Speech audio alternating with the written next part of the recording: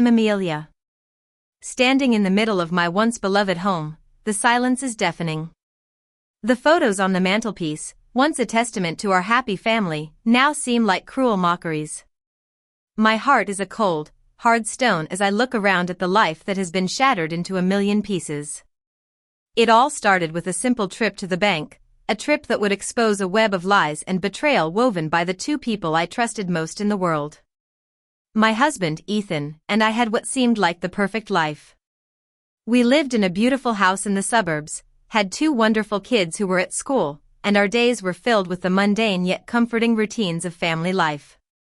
Ethan was a successful businessman, the breadwinner of the family, and I was a homemaker, the one who took care of the house and the kids. I had given up a promising career in fashion design to focus on our family, a sacrifice I made willingly out of love. 6 months ago, my grandmother passed away, leaving me a modest but significant inheritance of $500,000. It wasn't life-changing money for our family, considering Ethan's salary, but for me, it was a chance to have something that was truly mine. I had been dreaming of starting a small bespoke clothing business for weeks. I spent late nights sketching designs on a notepad hidden in my nightstand. It was a silly dream, perhaps, but it was my dream. The day the funds cleared in my bank account, I felt like I had been given a golden ticket. I told Ethan my plan over dinner. He gave me a tight, thin smile that didn't reach his eyes and said, "That's great, honey, but are you sure you want the stress? You have so much on your plate already." I brushed it off, thinking he was just being protective. My mother, Linda, was even less enthusiastic. She said, "A business, Amelia, at your age. Just enjoy the money. Let Ethan invest it for you. He knows what he's doing." I attributed her words to generational differences, as she came from an era where the husband handled all the finances. One morning, with the kids at school and a few rare hours to myself, I decided to go to the bank to speak with a personal banker about setting up a separate business account. I put on a nice dress and did my makeup for the first time in a while. As I walked into the bank, I felt a flutter of the ambitious, confident woman I used to be. The bank was quiet, with that sterile smell of recycled air and old money. I took a number and sat down, scrolling through fabric designs on my phone. Then, I saw them. Ethan and my mother walked in, their hands intertwined as if they were the married couple. My first thought was confusion. Ethan was supposed to be in back-to-back meetings across town, and my mother was supposed to be at her weekly book club. I was about to go over and surprise them when I noticed their faces. They were serious, their heads close together as they whispered. It was clear this was no casual chat. I ducked behind a large potted palm tree, my heart pounding like a drum. I could hear snippets of their conversation. The banker was saying, "The account needs to be structured properly." My mother nodded grimly and said, "We need to protect it." "Protect what?" Then Ethan spoke, "It's a substantial amount to just be sitting in her personal savings. It's irresponsible." I realized he was talking about my inheritance. The banker then asked, "And you want to move the entire sum into a new joint investment account under your names?"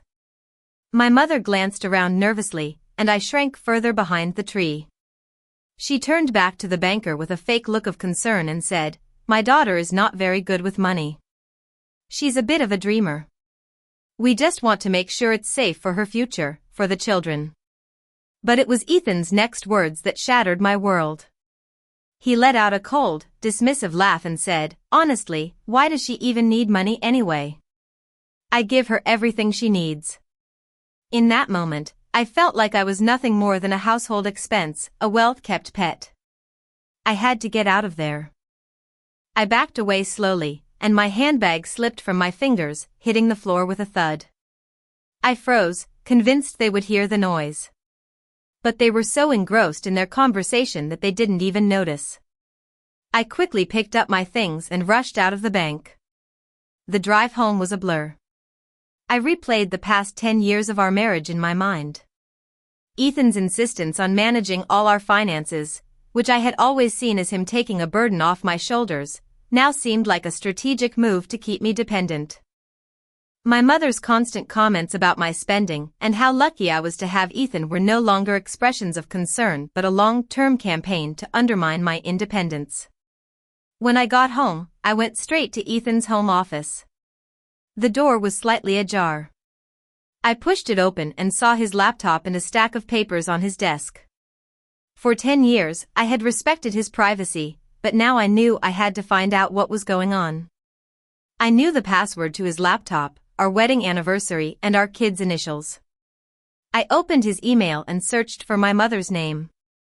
A list of email threads appeared, stretching back months. The most recent one was from last night, with the subject line "The Plan." I clicked on it. It was from my mother, saying, "The funds are available. We can proceed as discussed tomorrow at 10 a.m. You'll need to bring the documents we prepared." Ethan had replied with confirmed documents. Panic set in. I searched the office and found a locked bottom right drawer. I used a letter opener to pry it open. Inside was a file labeled with my maiden name, Amelia Thompson. The first page was a printout of my inheritance account statement. The second was a document from a wealth management firm outlining a proposed investment portfolio with Ethan and my mother as joint account holders. But the most shocking document was a durable power of attorney. It gave Ethan complete control over all my financial assets, with a forged signature dated 3 days ago. Attached was a doctor's note from a physician I'd never heard of, stating that I was suffering from severe emotional distress and cognitive decline after my grandmother's death, making me unfit to manage my own affairs. Just then, I heard the beep of the garage door opener. Ethan was home early. I quickly closed the laptop, put the file back in the drawer, and tried to close it, but it wouldn't latch. I knew I had to act normal. Ethan came into the office, holding a bouquet of my favorite roses. He leaned in to kiss me, but I turned my head at the last second. He seemed not to notice and said, "Got off early. Thought I'd surprise you." He then started talking about the inheritance, saying, "It's a lot of money, a big responsibility. Maybe it's better to let me and your mom invest it for you." I forced a smile and said I'd think about it. As I was in the kitchen filling a vase with water, I heard Ethan's phone chime with a text notification. I knew his passcode, our son's birthday. I picked up the phone and unlocked it. The top message was from my mother. It read, "He's asking about you again.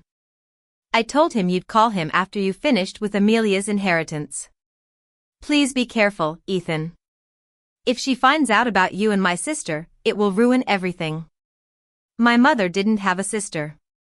But then the next name clarified everything. Aunt Grace is getting impatient. Aunt Grace, my father's younger sister, the woman who had always been so kind to me. The betrayal was not just between Ethan and my mother, it was a family affair. I knew I had to find out more. I scrolled through my contacts and called my uncle, Grace's ex-husband, Henry. He was a quiet accountant, the opposite of Grace's flamboyant personality. He answered the phone cautiously. I asked him about Grace's finances, and he sighed and said, "Stay away from her. She's in deep trouble. She's involved with a man named Victor Black. He's not someone you want to owe money to." He then dropped the bombshell. Ethan introduced them. He's been using Grace's accounts to move money for Black for years. It's a money laundering scheme. I think Ethan got in too deep and is using your inheritance to pay off his debt. I was furious. I knew I had to take action. I drove home with a new sense of purpose. When I got home, Ethan was in the kitchen making coffee. I walked up to him and said, "You're right about the inheritance. I'd love for you and Mom to help me invest it safely." He looked relieved, thinking he had one. That night, I took my laptop into the walk-in closet and transferred the entire inheritance to a new account I had opened with a different bank. I also took high-resolution photos of the forged documents and emailed them to an anonymous email address. The next day, we went to the bank. When the banker told Ethan and my mother that the funds were pending transfer and unavailable, I saw the panic in their eyes. Ethan tried to cover it up, but I said, I moved it this morning to be safe. I opened a high-yield savings account online. When we got home, there were two men in dark suits waiting on our doorstep, along with a woman in a sharp blazer, my lawyer. She handed Ethan and my mother thick envelopes. It was a petition for divorce, citing fraud and a temporary restraining order. Attached was a detailed list of assets to be frozen, and a clear photo of the forged power of attorney. I looked at Ethan and said, "Your game is over. The police have been notified about the forgery and your money laundering scheme with Aunt Grace and Victor Black. The money you promised him is gone." In the following weeks, their world came crashing down. Ethan lost his job, his reputation, and his freedom. My mother became a pariah in the family. My inheritance was safe, and I used it to start my clothing business and build a new life for myself and my children, far away from the wreckage of the family that had tried to destroy me. Now, as I stand here in this empty house, I know that I needed that money to buy my freedom, to become myself again. And it was the best money I had ever spent.